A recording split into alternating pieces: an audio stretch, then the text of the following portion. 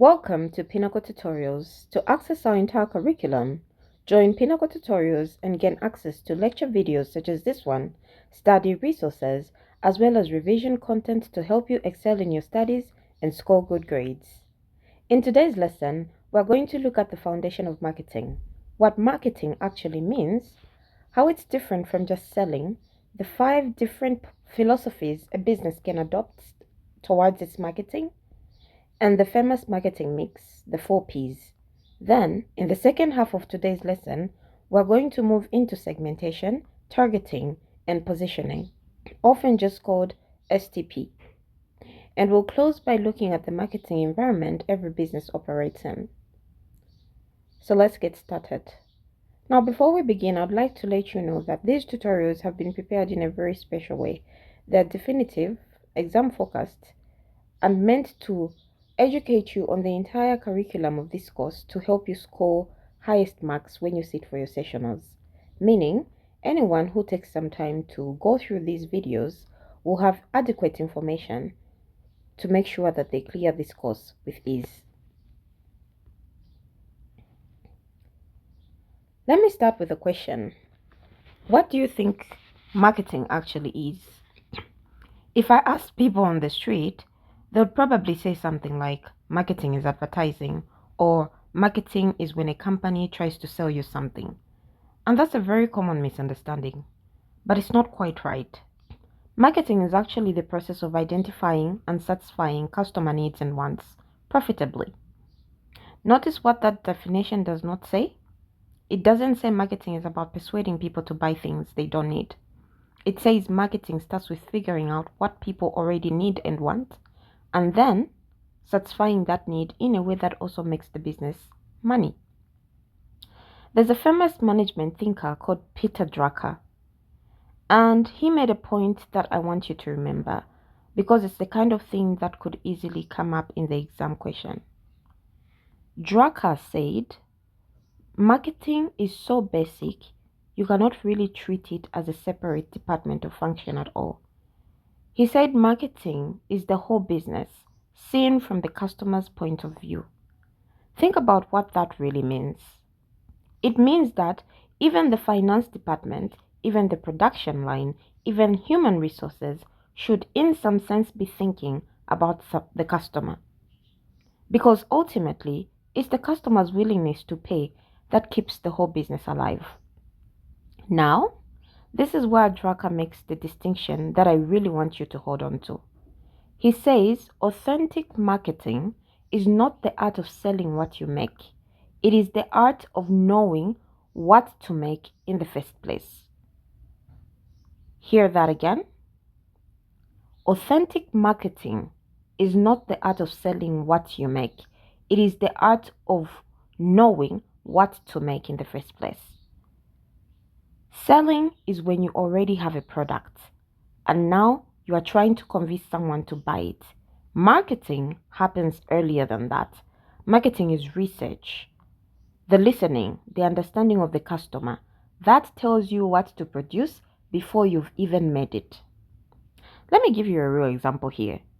Because this is one of the most common cited cases in marketing education, it illustrates the point perfectly. Think about Kodak, okay? For most of the 20th century, Kodak was one of the most dominant companies in the world. In the business of photographic film, Kodak was the pro. They were so good at making film and so focused on that product that when digital photography started to emerge, and here's the twist, Kodak's own engineers actually invented one of the first digital cameras back in 1975. The company's leadership didn't take digital photography seriously because they were so committed to their film business. They kept asking, how do we sell more film? Instead of asking, what does the customer actually want from photography going forward? By 2012, Kodak had filed for bankruptcy. That's a textbook case of what we call marketing myopia, a term coined by another famous marketing scholar, Theodore Levitt, where a company becomes so obsessed with its own product that it forgets to keep watching what the customer actually needs. So, another thing that you could remember marketing myopia is how Pinnacle is constantly trying to evolve with you, the clients. When we first began, we were doing tutorials and you'd pay for each course. And sometimes we make a bundle out of it. And you'd be paying monthly for the courses that you enroll in early. Over time, we've come to realize that most people don't want to waste so much time or don't want to actually be knowing things at the end, but they are forced to start learning things at the end because it's much cheaper. But what does Pinnacle want to achieve? It wants to achieve higher grades with its community. And we know that our members are also dedicated to learning. And so we've brought in this new dimension of tutorials. Pay a single subscription early for the entire semester, and you gain access to all the materials that you need so that you can score those A pluses, the distinctions that everybody wants. That is us avoiding marketing myopia, because not only are we just here making tutorials, we are also remembering what the people in our platform require. All right, so let's move on. Now, I will need you to hold on to that Kodak example because it's going to help you understand the next concept, which is the difference between needs, wants, and demand. Okay? This is a classic definition question, so listen carefully. A need is a state of felt deprivation of some basic satisfaction. Think of things like food, safety, belonging, and esteem. Needs are not created by marketers. A human being needs food, whether or not any company exists to sell them food. Needs are just part of the human being. Then we have a want.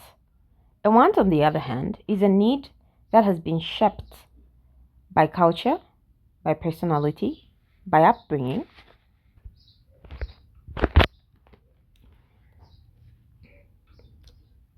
Sorry, I had to pause this video for a bit in order for me to switch off the connectivity of my device so that we are not disturbed by any of the notifications coming through. Let's continue. So I was saying, a want, on the other hand, is a need that has been shaped by culture, by personality, by upbringing, into a desire for a specific thing that will satisfy that need. So everybody needs food. But if you grew up in Zambia, you might want Nshima and village chicken. If you grew up somewhere else, you might want rice and noodles. Same underlying need, hunger, but the specific want is shaped by where you come from and who you are. And then we have demand, which is the third term. Demand is a want that is backed by purchasing power and willingness to buy. Loads of people want a brand new Toyota Land Cruiser, but only a small number of those people actually have the money and the willingness to go and buy one. So that smaller group is where actual demand exists. This is important because it tells us something about what marketers can do and cannot do. Marketers cannot create needs out of nothing. Nobody invented hunger. But marketers absolutely can shape wants, and they can try to convert a want into demand by making a product more affordable, more available, and more attractive. Now, let's talk about the 5 philosophies or orientations that a company can have towards its market. This is one of those areas where I want you to be able to name all 5, explain each one in a sentence or two, and ideally give an example.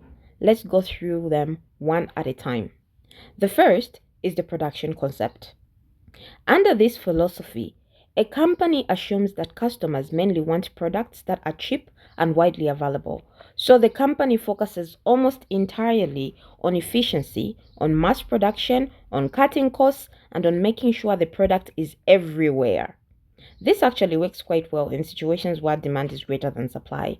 In other words, in a market where people are hungry for a product no matter what, so availability and price are what matters most. The second is the product concept. Here, the company assumes customers want the highest quality or the most features or the most innovation. So management pours its energy into constantly improving the product. Now, This sounds like a good thing, but remember our Kodak example? That's exactly the trap. A company can fall so in love with its own product that it forgets to check whether the market still wants that product at all. Marketing myopia again. The third is selling concept. This assumes that customers simply will not buy enough of a product unless the company pushes hard through aggressive selling and promotion. This tends to apply to what we call unsought goods, things people don't wake up thinking about buying, like life insurance or burial policy. Nobody wakes up excited to buy insurance. So companies selling these products have to push. They have to actively persuade because the customer isn't coming to them on their own.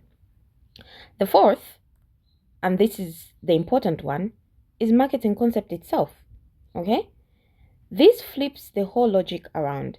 Instead of starting with a product and trying to sell it, the company starts with the target market needs and then designs everything, the product, the price, and the way it reaches people around satisfying those needs better than competitors do profitably. This is genuinely customer first thinking, and it's meant to run through the whole organization, not just the marketing department.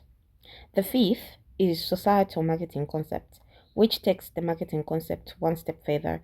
It says, yes, satisfy the customer needs, yes, make a profit, but also consider society's long term welfare while you're doing it. So, a company practicing societal marketing might ask, is this product good for the environment? Is it good for people's health in the long run? A well known example, often discussed in this context, is the way many food and beverages companies have had to respond to concerns about sugar content and public health, reformulating products or introducing reduced sugar options, partly because simply maximizing short term sales was no longer seen as sufficient. Once the wider social and health costs become part of the public conversation, it can become a problem for such companies, and so they have to reevaluate. Okay, let's bring this to life with a small local style example because I always find this helps the concepts to stick. Imagine a small bakery on the copper belt. If that bakery is run on the production concept, the owner just thinks bake as much bread as cheaply as possible and get it into many people's shops as possible. If it's run on product concept, the owner might obsess over fancy new recipes that customers never actually ask for, while ignoring that people just want reliable, affordable bread every morning. That's marketing myopia in miniature. But if that same bakery adopts the marketing concept, the owner starts by asking the community, what do you actually want? Maybe the answer is smaller loaves at a lower price because incomes in that area are tight. Maybe it's bulk discounts for the tuck shops nearby. Whatever the answer is, production and pricing get built around that answer, not around the owner's personal assumptions. Now, let's move into the marketing mix, which you've probably already heard of. The famous 4 Ps.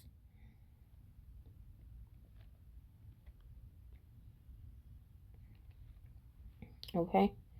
So the marketing mix is simply the set of controllable tools that a company blends together to produce the response it wants from the target market. And the 4 elements are product, price, place, and promotion. Okay. Product refers to the actual features, the quality, the branding, and the packaging of what's being offered. Price, on the other hand, is what the customer is asked to pay, and that includes not just the sticker price, but also discounts and any credit terms attached. Place covers how and where the product actually reaches the customer. It looks at the channels, the distribution, the logistics, and so on and so forth. And finally, promotion. Promotion covers how the customer is told about the product and persuaded to buy it. It encompasses things like advertising, sales promotions, personal selling, and public relations, which we'll get into more depth in a later tutorial. Now, here's an exam tip I want to leave with you at this point. These 4 elements have to be consistent with each other. If a company prices its product like a premium, high end item, but sells it through a bargain discount store with no advertising to explain why it's special, that sends a confusing signal to the market. Apple is a classic example of getting this consistently right. A premium product, a premium price, carefully selected distribution through its own stores and select retail partners, and a promotional style that reinforces the same image of simplicity and quality at every single touch point. That consistency across all four P's is a big part of why the positioning works so well. It's something an examiner would love to see you point out. Alright, that brings us to the end of Unit 1. Let's do a very quick recap before we move on. Marketing is about identifying and satisfying customer needs profitably, not just selling what's already been made. We distinguished needs, which are universal, from wants, which are shaped by culture, and demand, which requires purchasing power. We covered the five orientations: production, product, selling, marketing, and societal marketing. And we saw how Kodak's story illustrates the danger of marketing myopia. And we finish with the four P's of the marketing mix and the importance of keeping them consistent with one another. Now, let's move into Unit 2, where we're going to look at segmentation, targeting, and positioning. Here's a question to open this unit with. Do you think it makes sense for a company to try to sell the exact same product in the exact same way to absolutely everyone in the country? In almost every case, the answer is no. Different people have different needs, different incomes, different tastes, and this is exactly why we have the concept of market segmentation. Market segmentation is the process of dividing a large mixed market into smaller groups of buyers who share similar needs or characteristics. Instead of one product for everyone, the company designs offers that fit each group more precisely. Not just any grouping counts as a useful segment. For a segment to actually be useful, it needs to meet a few conditions. It should be measurable, meaning that you can actually estimate its size and its purchasing power. It should also be accessible, meaning you can actually reach these people through your channels and advertising. And it should be substantial, meaning the group is big enough or profitable enough to be worth a dedicated marketing effort. Now, how do you actually divide the market into segments? There are four bases you need to know. The first is geographic segmentation.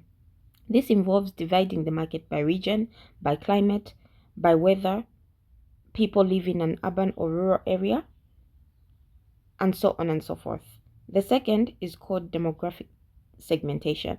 So this just looks at dividing a market by age, gender, income, education, or family size. This is the most commonly used base because these variables are relatively easy to measure and they correlate strongly with what people actually need. The third base is psychographic segmentation, which groups people by lifestyle, their personality, and values rather than just go by their age or income. Two people could have exactly the same income, but one is very status conscious and wants visible luxury brands, while the other is thrifty and prioritizes saving. Same income bracket, very different psychographic profile. Then the fourth base is behavioral segmentation.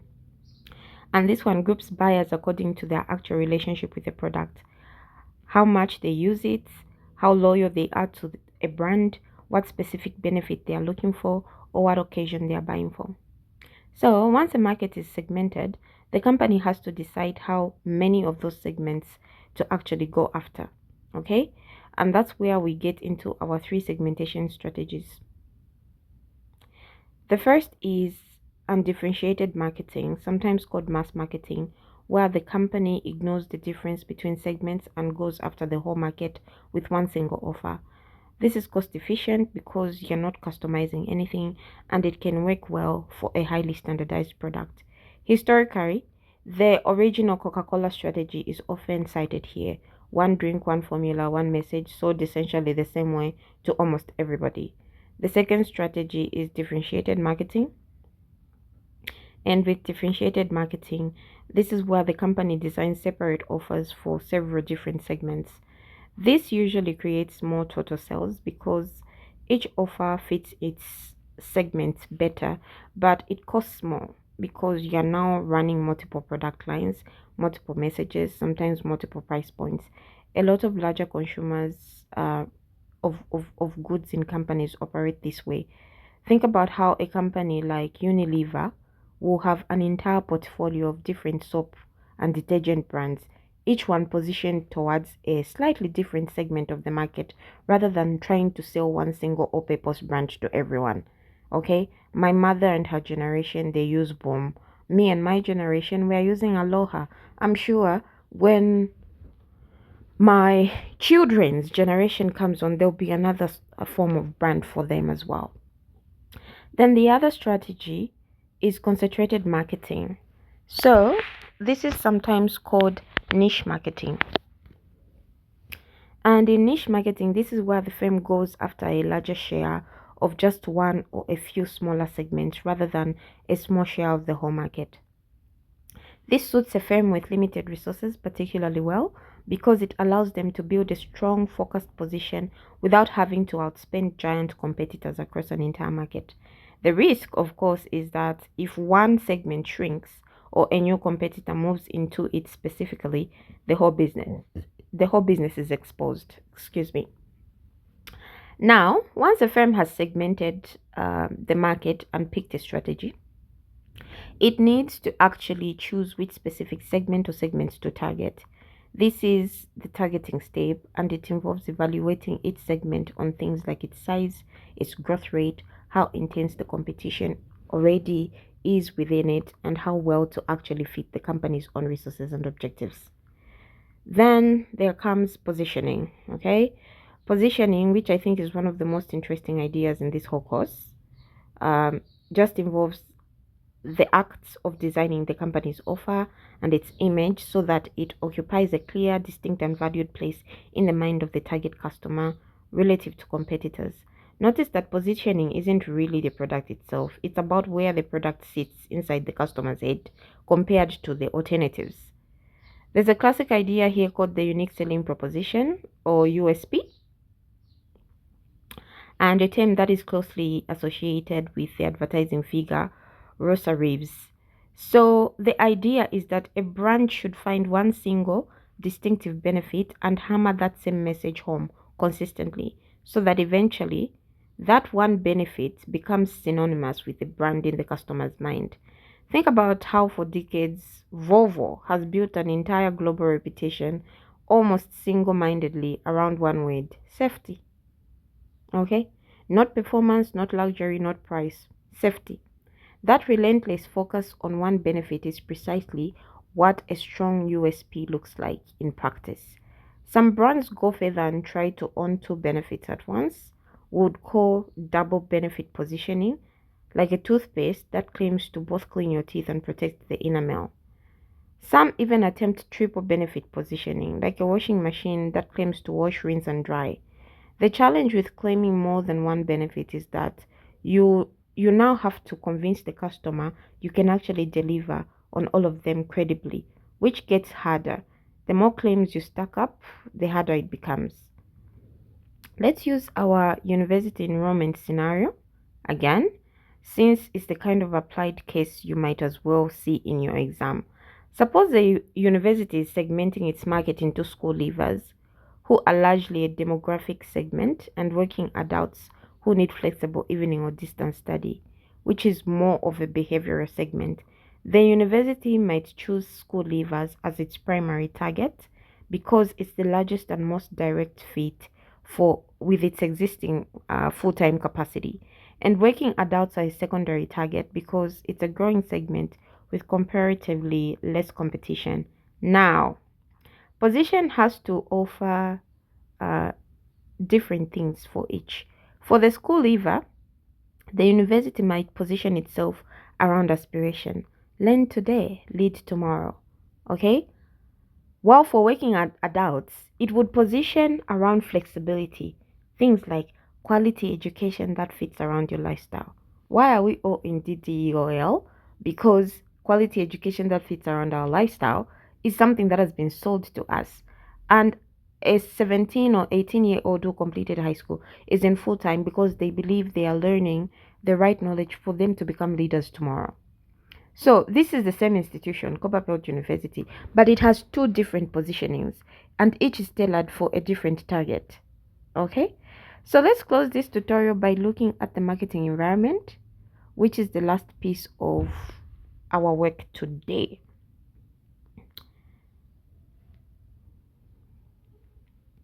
Okay, so every company operates inside an environment made up of forces it must monitor, even though it can carefully control them. We split these into two layers. The first is the micro environment, uh, which deals with forces that are close to the company and directly affect its ability to serve its customers. So this includes the company itself and other departments, its suppliers, its marketing intermediaries such as distributors and retailers, its customers, its competitors, and what we call its publics, things like the media, government bodies, and the general public. Then the second layer that we have is the macro environment, which is a set of much broader society forces. The company cannot control directly what happens in the macro environment, but absolutely must adapt to it. So these are usually remembered through six categories: demographic factors, and then we meaning things like population growth and age structure. Then we have economic factors like inflation, exchange rates, and household income. We have natural and environmental factors like resource availabilities and climate. Then there's technological factors, meaning the pace of innovation. And then we have political and legal factors, meaning government policy and regulation. And finally, social cultural factors, which just looks at the values, beliefs, and lifestyle or trends of a society. So here's why this matters practically. And I'm sure these things sound familiar because you looked at them in business environment and they're back here again. So that's how come we're just generally rushing through them.